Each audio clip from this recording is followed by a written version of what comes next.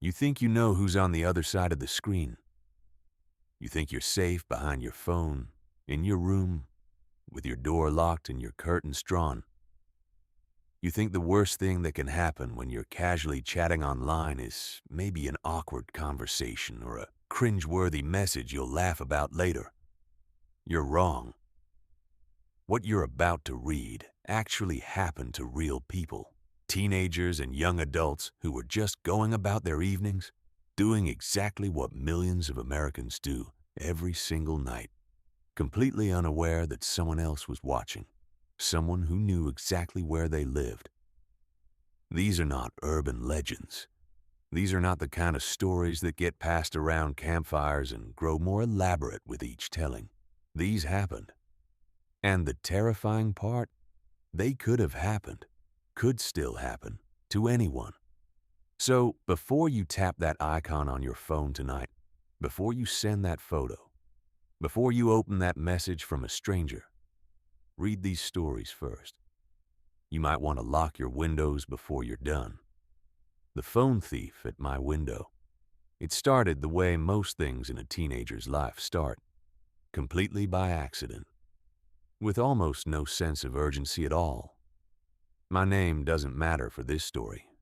What matters is that I was 16 years old, living in a quiet suburb outside Columbus, Ohio, and like every other kid my age, I was practically glued to my phone. I had a close circle of friends I talked to constantly through whatever social platform was popular that summer, and one of those friends was a guy I'll call Marcus. We'd grown up together, lived in the same neighborhood since middle school, and were the kind of friends who'd send each other dumb memes at 11 at night without any real purpose other than to make each other laugh. That summer, Marcus and I had developed a habit of sending each other the most ridiculous selfies we could make. Crossed eyes, stuffed cheeks, double chins. It was stupid, harmless, and genuinely funny. So when a Wednesday evening rolled around and Marcus went quiet for a few hours, I didn't think much of it. He'd gone offline before. People have lives. I sent him a goofy photo anyway, just to be obnoxious. He didn't respond. I waited maybe 40 minutes and sent another one, this time with an even more exaggerated expression. Still nothing. But here's where it got weird. I happened to glance at the app at exactly the right moment and noticed both of my photos had been opened. Not just received, opened, viewed, which meant someone, somewhere, was actively looking at my face. I waited a minute, 2, 5. Marcus always responded almost immediately. He was the kind of person who had his phone surgically attached to his hand. The silence was strange. I decided to text him directly. Dude, everything okay? My message showed as read within 30 seconds, but the reply never came. I sat with that for a moment. Maybe he was dealing with something personal. Maybe he was eating dinner with his family and couldn't talk. Maybe I was being paranoid. I set my phone down and tried to focus on the TV show I had running in the background. But I kept glancing over at my screen, waiting for that notification bubble to pop up. It was my mom who accidentally cracked the mystery open. She mentioned in passing that she'd heard through the neighborhood grapevine that Marcus's family had been dealing with some drama about a lost phone. I sat up straight. His phone is missing? She shrugged. That's what I heard. His mom was asking around the block about it. I was already dialing his house line before she finished her sentence. His dad answered, and when I asked to speak to Marcus, there was a pause before he put him on. Marcus sounded confused and a little stressed when he said hello. "Hey man, are you missing your phone right now?" I asked. "Yeah," he said. "I can't find it anywhere. Been looking all afternoon." I felt the air go out of my lungs. "Someone has it," I told him. "Whoever has it has been opening my pictures and reading my texts." There was a long silence on his end before he said, "Are you serious right now?" I told him everything. The opened photos, the read messages, the silence that followed. He went from confused to alarmed in about 10 seconds flat. He wanted me to come over, but it was already dark, and something about the whole situation made me want to stay exactly where I was. I told him instead that I'd try to make contact with whoever had the phone and convince them to give it back. Marcus agreed, and we hung up. I fired off a series of texts to Marcus's number, explaining that I knew someone had found the phone, that there was no judgment, and that his family just needed it back. Every single text showed as read, and every single one went unanswered. I tried a different angle, sent a message saying the phone had sentimental value, and his family was worried. Read. No reply. 5 messages in total. Nothing. And then, unexpectedly, I got an image back. Not a text, a photo. I opened it and immediately felt something cold move through my chest. It was a man, not a kid, not a teenager, not someone Marcus's age, but a grown adult, probably in his late 30s or early 40s, with a wide, unsettling grin spread across his face. The smile was the kind you couldn't look at for too long. He wasn't laughing. He wasn't friendly. His eyes were flat and still while his mouth stretched wide. Beneath the photo, 2 words, coming over. I called Marcus back immediately. Does your phone have our home addresses saved anywhere? My voice sounded strange even to me. Too controlled, too careful. Marcus thought about it and then said something I still think about today. Yeah, I've got both of ours, in case of emergencies. He had our addresses, both of them, mine and Marcus's. The man with that grin now had a map directly to both of our front doors. I told Marcus to call his parents.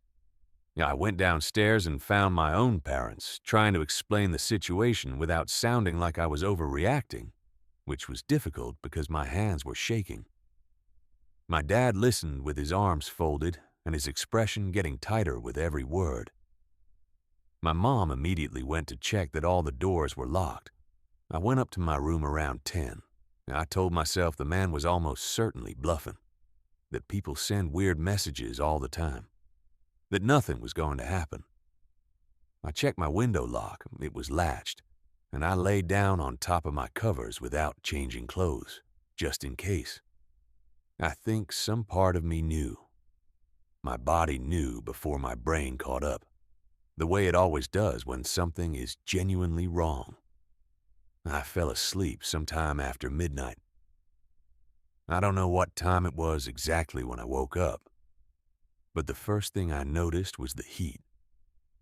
My room was suffocating, which made no sense because we ran the AC through the summer without fail. I sat up slowly, rubbing my face, trying to figure out what had dragged me out of sleep. And then I saw it. My window was open. Not cracked. Open. The screen was gone. And someone was leaning through it, their upper body hanging into my bedroom, a camera in their outstretched hand, aimed directly at my bed. I screamed. Not the way people scream in movies, controlled and sharp and dramatic. I screamed the way a person screams when their body acts before their mind does, loud and ragged and without thought. I scrambled backward against the wall, pulling my knees to my chest, and in the half second before the shock fully took hold, I registered the face. The wide, flat grin. The same face from the photo. He struggled. The window frame was narrow and he'd overextended himself getting halfway in. I kept screaming. I heard footsteps pounding down the hallway. The man wrenched himself backward, and by the time my parents burst through my bedroom door, the window was empty, the curtain drifting in the night air, and the backyard below was dark and still. My dad called 911. My mom sat with me on the bed, one arm wrapped around my shoulders, while I tried to describe what I'd seen between breaths. The officers who responded were at our house within 8 minutes. They took my statement, collected the phone records, and within 90 minutes had identified a man living less than 2.5 miles from our house. He was arrested that same night. Marcus's phone was recovered from his jacket pocket, and I spent the rest of that summer sleeping with the lights on and a chair wedged under my doorknob. Don't save addresses in your phone's notes app. Don't leave your phone unlocked. And if a stranger opens your messages and goes silent, trust the chill that runs down your spine. It's usually right. What was behind her in the photo? The second story doesn't belong to me. It belongs to a girl I'll call Jade. And even now, years later, I feel a particular kind of sick thinking about how close things came to going a completely different direction. I was 14. Jade was in my grade, one of those people who seem to exist in their own orbit. Quick-witted, easy to talk to, the kind of person who could make a dull afternoon feel like something worth remembering. We'd started messaging each other pretty regularly that spring, and by the time summer came around, we were talking almost every night. Nothing serious. Just the kind of back and forth that teenagers engage in when they're figuring out how to be interested in someone without admitting they're interested. One evening, I was stretched out on my couch watching some nature documentary I wasn't really following when my phone buzzed with a photo from Jade. She was lying on her stomach on her bed, propped up on her elbows, smiling at the camera the way people do when they're comfortable and happy and not thinking too hard about anything. There was no caption. I smiled at my phone like an idiot and typed back, "What are you up to?" She sent the same photo again almost immediately, this time with the words, "Not much, you." The timer she'd set was long, easily 10 seconds, which gave me plenty of time to look at the picture carefully. And that's when I saw it. In the background of her room, just at the edge of the frame, near the window that looked out to the side yard of her house, there was a shape, standing still. I looked at it for a moment, trying to convince myself it was a coat rack, a shadow, a piece of furniture I was misreading in the dim light. But it was the wrong shape for furniture. It had shoulders. It had a head. Someone was standing at Jade's window, partially obscured by the darkness outside, watching her take selfies from the other side of the glass without her knowing. My thumbs moved before I could fully process what I was seeing. "Is that your brother by the window?" I sent it and waited. She replied with another photo. Same setup, same smile. No awareness of what was directly behind her. But in this version, the figure was closer to the glass, close enough that I could see a hand, pressed flat against the window pane, pale against the dark outside. 5 fingers, human, and watching her. I closed the photo before the timer ran out. I sent a message as quickly as I could type it. "There is someone at your window. I can see them in your pictures. Turn around right now." And then I waited. She opened my message almost instantly. The little indicator told me that much. And then there was nothing.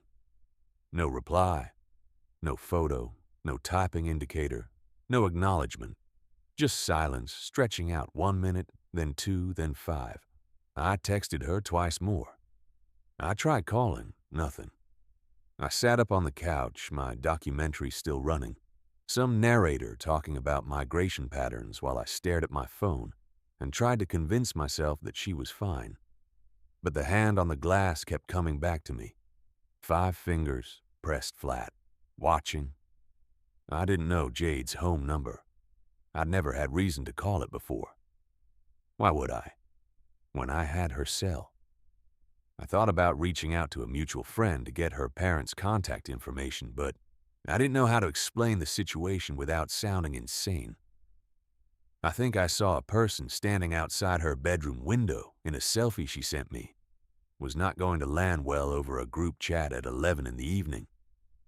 So I sat. I waited. I checked my phone every 30 seconds until my screen was warm from overuse. It was after midnight when Jade finally texted me back. The message was long. She'd clearly been composing it for a while. When she'd seen my message and turned toward the window, she saw the figure clearly for the first time. Not a shadow. Not a reflection. A man. Standing in the side yard, close enough to the glass that she could see his expression. She screamed loud enough to wake her parents on the other side of the house. The sound startled the man. He shoved the window open and came inside before she could react. But she was already moving, sprinting down the hallway to her parents' room, screaming her dad's name. Her father, a big guy, former military, the kind of dad you're genuinely glad is on your side, ran to her room and found the window hanging open and the room empty. The man had retreated back out the same way he'd come in and disappeared into the dark between her house and the neighbor's fence. The police were called. A man in his mid-20s was eventually located in connection with a series of incidents in the neighborhood and taken in for questioning. Jade was okay. Physically, she was completely unharmed. But okay is a complicated word when a stranger has been standing outside your bedroom window watching you and then has pushed that window open and stepped inside your room. What I keep coming back to is the geometry of it all. If Jade had set her photo timer to 3 seconds instead of 10, I wouldn't have had time to register what I was seeing. If she'd been closer to the window when taking the photo, the man might not have been in the frame at all. The man watching her had no idea that every selfie she sent was documenting his presence. He was invisible to her. But he wasn't invisible to me, 3 blocks away, staring at my phone on the couch. Check the background of every photo before you send it. And if someone you trust tells you to turn around, turn around. Don't ask questions first. Just turn around. The stranger who walked my street. Some threats come at you fast. They announce themselves. The window opens, someone screams, the lights come on, and the crisis is visible and immediate and survivable. Those are the horror stories where someone saves the day. Then there are the other kind. The slow kind. The kind where someone has been circling you for a while before you realize it, and by the time you understand what's happening, they're already 2 houses down. I was 18, living at home the summer after high school graduation in a mid-sized city in the Pacific Northwest. My parents had an early bedtime, and I developed the habit of staying up late in the kitchen with my laptop, half watching something on a streaming service and half chatting with friends. That particular weeknight, I was on my own. My parents already asleep upstairs, the house quiet, except for the refrigerator hum and whatever show I wasn't paying attention to. I got an alert on my phone. Someone had sent me a photo. The username was carlos.r.1998, a person I had never interacted with, never followed, never received a message from before in my life. My first reaction was mild confusion. My second was to not open it immediately because opening a message from a stranger felt like confirming to them that you were there and available. I set my phone face down on the table and kept watching my show. 25 minutes passed. I'd mostly forgotten about it when a second notification hit. Same account. Another photo. I picked up the phone and opened both at once. The first image was almost entirely dark. It looked like it had been taken indoors, maybe a garage or a basement, with only faint ambient light coming through a high window. Someone's face was partially visible near the bottom of the frame, but the image was too grainy and too dark to make out any real features. I could tell the person was on the heavier side, with a dark jacket, but that was about it. The second photo was taken outside. It showed a street at night. I could see the amber glow of a sodium lamp at the corner and the familiar shape of a Pacific Northwest neighborhood.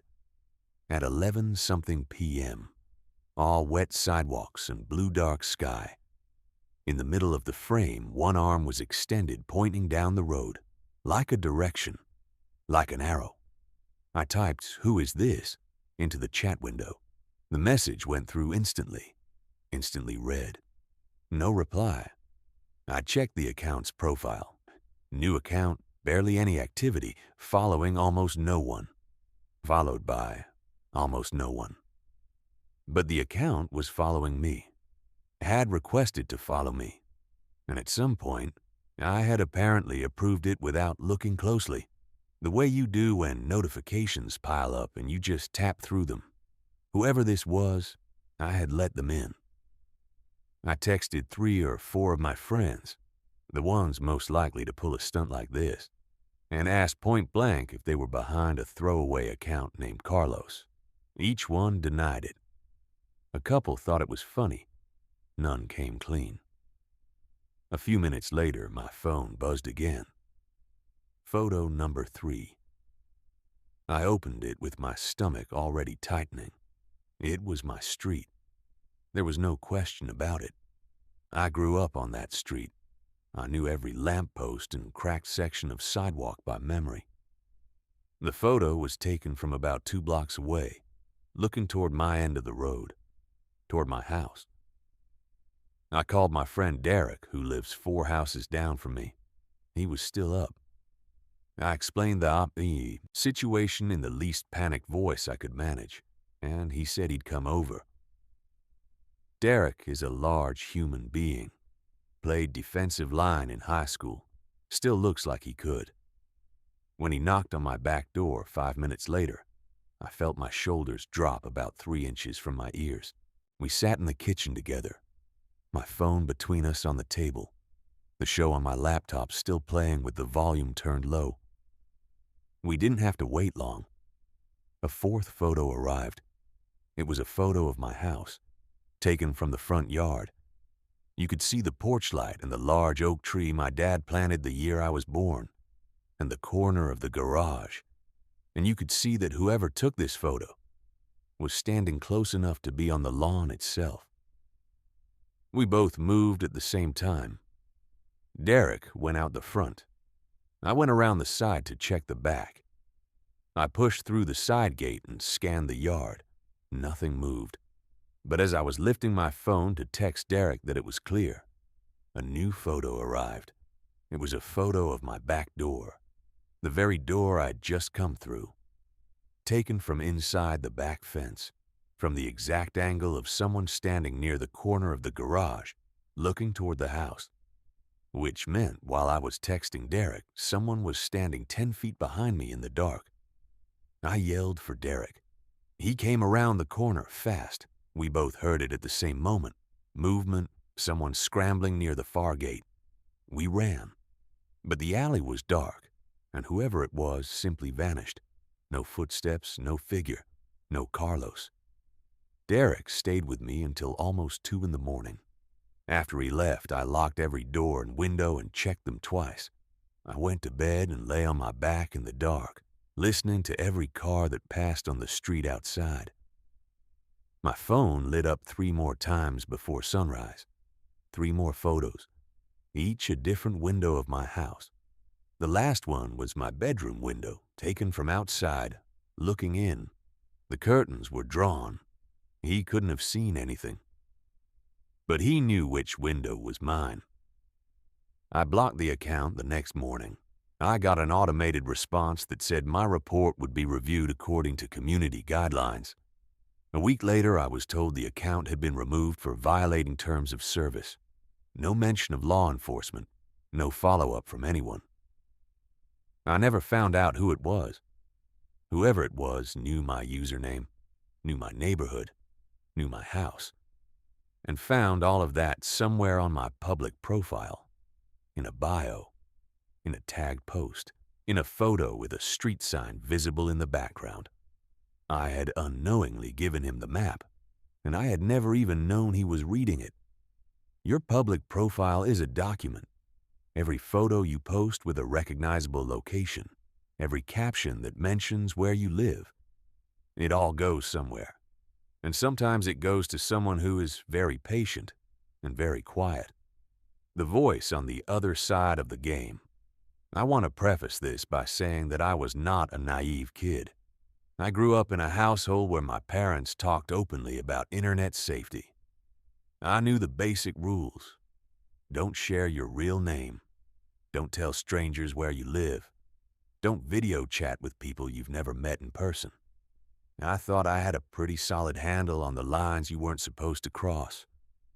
What I didn't fully understand at 15 was how patient some people are, how methodically they work, how someone can spend weeks or months gathering small pieces of information, none of it alarming on its own, until they have assembled something complete and dangerous from pieces that each looked harmless.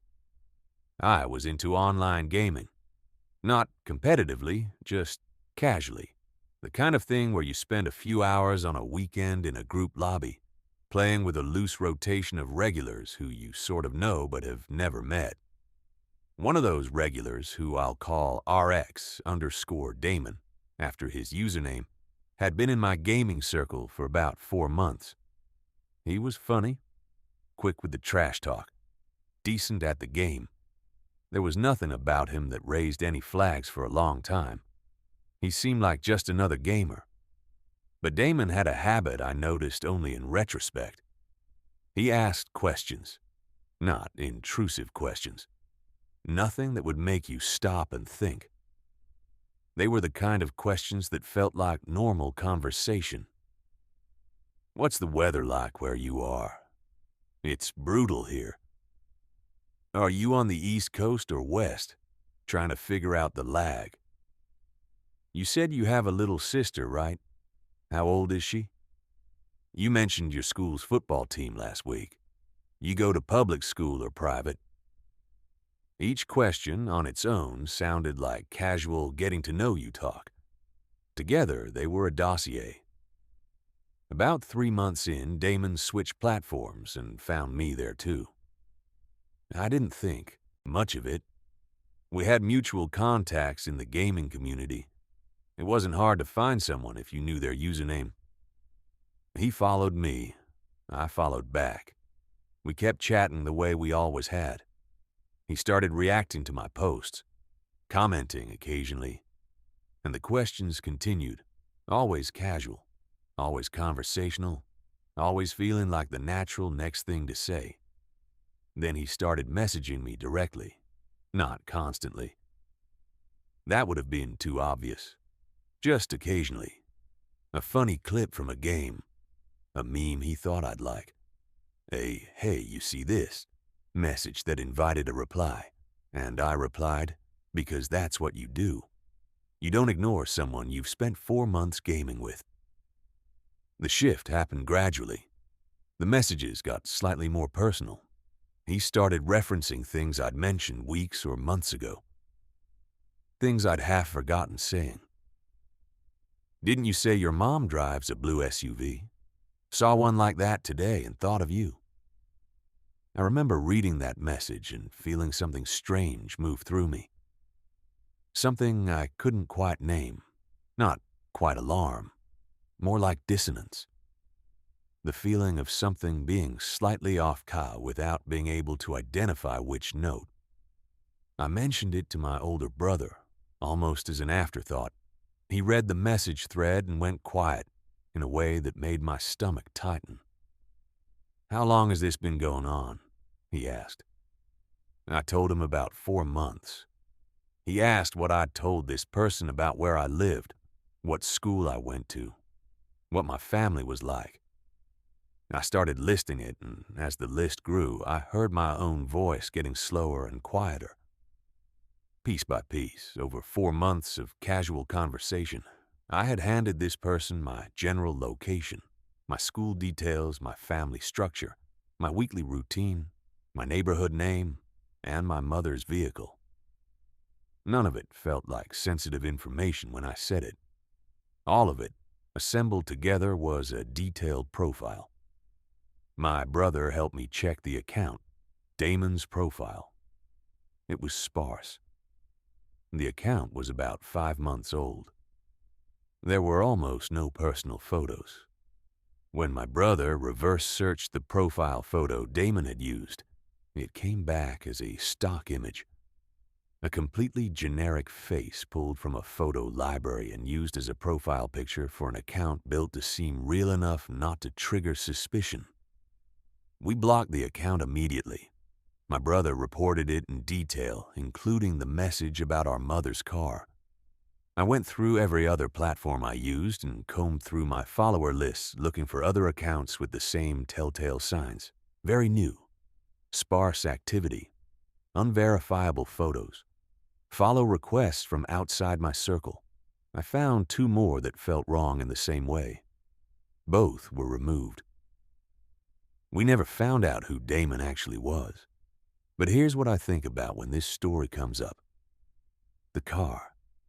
The blue SUV comment. That was the moment he let something slip. The moment he referenced something specific enough that it couldn't be explained by memory alone. It suggested he'd been in proximity, that he'd seen the vehicle, which means at some point, the distance between an online username and my physical location had already collapsed. He wasn't just gathering information from behind a screen. He was already somewhere nearby. I still game. I still talk to people online I've never met in person. But I've become very aware of the cumulative weight of small disclosures. I keep a kind of running mental inventory now. If someone were to add up everything I've said over the past few months, what would they have? If the answer includes a vehicle description, a school name, a neighborhood, and a weekly schedule, that's when I stop talking. Never follow back an account you don't recognize. Never answer a string of location-adjacent questions just because they sound casual. And if someone references something specific that they shouldn't know, listen to that dissonance. It's your instincts doing their job. He posted from my driveway. This is the most recent story in this collection and, in some ways, the most quietly terrifying. Not because of how it escalated, but because of how long it didn't. Because of how ordinary it looked for months before it suddenly wasn't. I'm a woman in my early 30s. I live alone in a house in a mid-sized city in Texas, which I bought 2 years ago. I'm mentioning this because the house is important. Because owning a home means your name is attached to a property. Record and property records in most American counties are public information. If someone knows your full name and the general area where you live, they can find your address with about 4 minutes of searching and a free county assessor lookup. I didn't know this when I bought the house. I do now. I run a small lifestyle account online. Nothing huge, a few thousand followers, mostly focused on home renovation projects and cooking. I'd been doing it for about 2 years, posting progress photos of the house, occasional cooking videos, the kind of content that builds a small, engaged community of people interested in the same domestic projects you are. It felt safe, in the way that talking about crown molding and sourdough starter feels safe. There was nothing provocative about it. The first sign that something was off was a comment. A user I didn't recognize left a comment on a photo I'd posted of my front porch, a before shot from when I was refinishing the railing. The comment said, "That's a beautiful old oak in the front yard," which was true. There is a large oak tree in my front yard, but I hadn't included it in the photo. The shot was tight, just the railing and the porch boards and the paint samples taped to the siding. To know about the oak tree, you'd have to have seen the yard in person. I told myself there was probably an innocent explanation. Maybe they lived nearby and recognized the porch from the neighborhood. Maybe they'd seen the tree in a different photo I'd posted. I replied with a simple, "Thank you," and moved on. 2 weeks later, the same account commented on a photo I'd taken in my kitchen. "Love what you did with the window above the sink. You can tell it gets afternoon light from the west." Again, accurate. My kitchen window faces west. But I hadn't mentioned compass directions anywhere in my posts. I'd never described the orientation of the house. To know which direction the kitchen window faced, you'd need to know the orientation of the house on its lot, which you can get from satellite imagery if you have the address. I felt the hair on my arms stand up. I went to the account's profile. It had been active for about 8 months. The follower count was low. The posts were sparse, a few dozen at most, mostly photos of residential streets and storefronts. No face, no identifying information, a username that was just a string of letters and numbers. I did something I'm glad I did. I took screenshots of both comments before I blocked the account. Then I called my friend Dana, who works in cybersecurity. I described the comments to her. There was a pause on the phone. "Block, screenshot, and don't post any exterior shots for a while," she said. "And check your county assessor's site to confirm what's publicly visible from your address." I did the latter that evening. My name, my address, my purchase date, and the lot layout were all available with a 5-second search. I hadn't known that. Most homeowners don't. Over the next 3 weeks, I pulled back on posting. No exterior shots. No shots with windows that showed the direction of light or the surrounding landscape. I stripped the location data from my profile and went through old posts, removing any that showed recognizable exterior details. And I waited, feeling faintly ridiculous to see if I was overreacting. Then my neighbor texted me. Her name is Pam. She's in her 60s, lives across the street, has lived on this block for 30 years, and knows every car and routine in a 4-house radius. She texted me to ask if I'd hired someone to do some work on the house, because there was a man standing in my driveway taking pictures on his phone. I wasn't home. I was at the grocery store about 12 minutes away.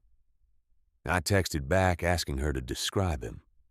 She said he was youngish, wearing dark clothes, standing at the top of the driveway with his phone pointed at the house. I called Dana. Then I called the non-emergency police line. By the time an officer drove by my street, the man was gone.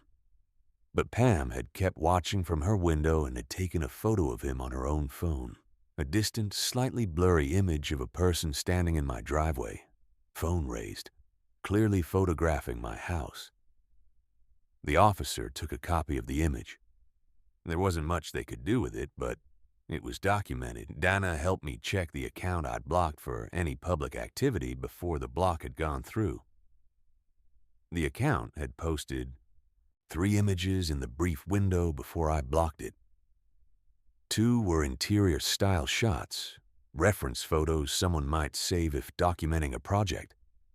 The 3rd was a street-level photo of a residential block. My block. My street. Taken from in front of my house, looking toward the corner.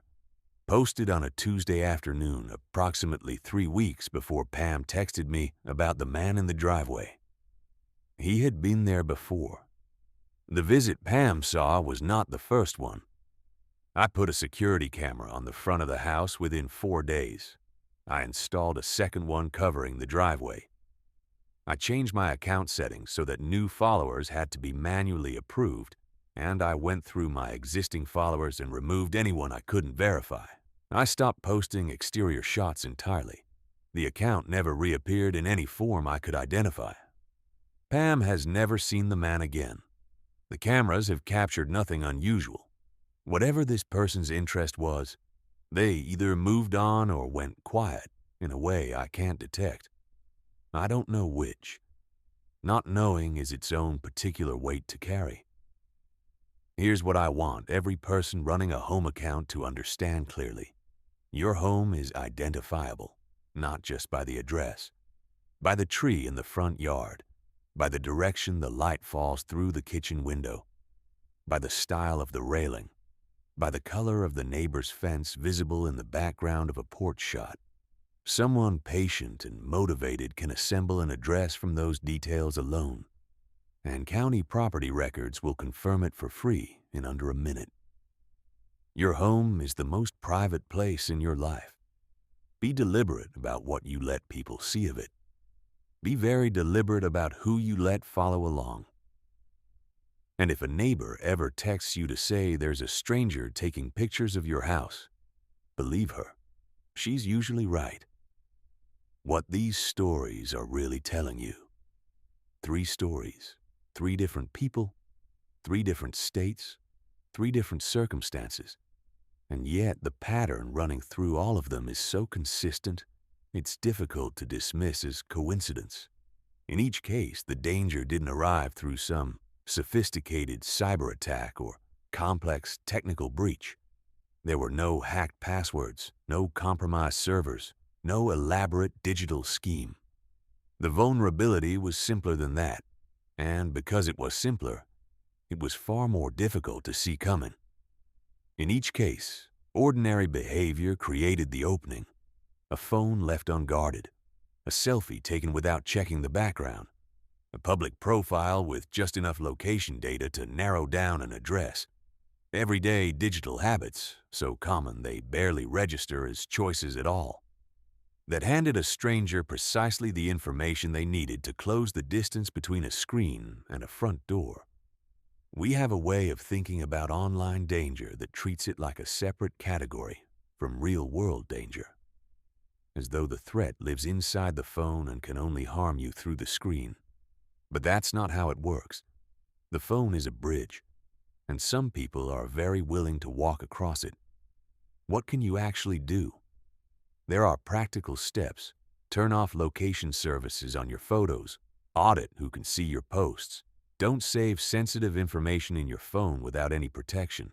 Don't approve follow requests from accounts you don't recognize. Lock your phone, and make sure your windows are latched before you go to sleep. These are the immediate, concrete things. Do them. Tonight if you haven't already. But there's something less concrete that I want to leave you with as well. Trust the feeling. All 5 of the people in these stories had a moment, sometimes brief, sometimes just a flicker, where something felt off, where the silence on the other end of a conversation lasted 1 beat too long, where a background detail in a photo nagged at the edge of perception. In each case, that instinct was right. We live in an era that has largely trained us to distrust our own instincts when they feel inconvenient. We don't want to seem paranoid. We don't want to overreact. So we rationalize. We tell ourselves it's probably just a friend pulling a prank, that the shape in the background is probably just a shadow. Sometimes it is, but sometimes it isn't. And the cost of ignoring the feeling when it's real is a great deal higher than the cost of looking a little overcautious when it turns out to be nothing. Stay connected. Stay aware. Check your background before you hit send. Lock your windows. And if someone you trust tells you something feels wrong, listen to them. Even at midnight. Even if it turns out to be nothing. Especially then.